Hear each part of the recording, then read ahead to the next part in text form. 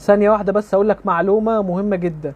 ناس كتير بتعاني الشاشة بتاعتها، بتيجي تبص تلاقي الريموت بتاعه باظ، بيجي يروح يشوف ريموت جديد ما بيلاقيش ريموت ليها. يعني بيقعد يدور على ريموت ليها ما بيلاقيش، والشركة ما بتكونش منزلة ريموت ليها. النهارده طبعا جايب لك ريموت، في حاجة اسمها ريموت متعدد زي ما انت شايف كده. الريموت المتعدد ده تروح اي محل جنب حضرتك قول له انا عايز ريموت متعدد للشاشة، يشتغل على اي شاشة. وطبعا هقول لك الطريقة بتاع التفعيل بتاعته، يعني ازاي تفعله وازاي تشغله ببرمجه، عشان هو بيحتاج برمجه للشاشه بتاع حضرتك.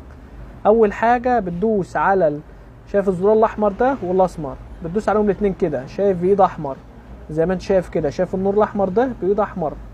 بعد ما بايد احمر كده حضرتك بتقعد تعلي، شايف زرار التعليه ده، بتقعد تعلي بالطريقه دي، تقعد تعلي، تفضل تعلي تفضل تعلي تفضل تعلي على الشاشه كده. وبعد ما يقوم معلي معاك على الشاشه تقوم جاي حضرتك متكه ستس دي، وتقوم قايد هيشتغل معاك.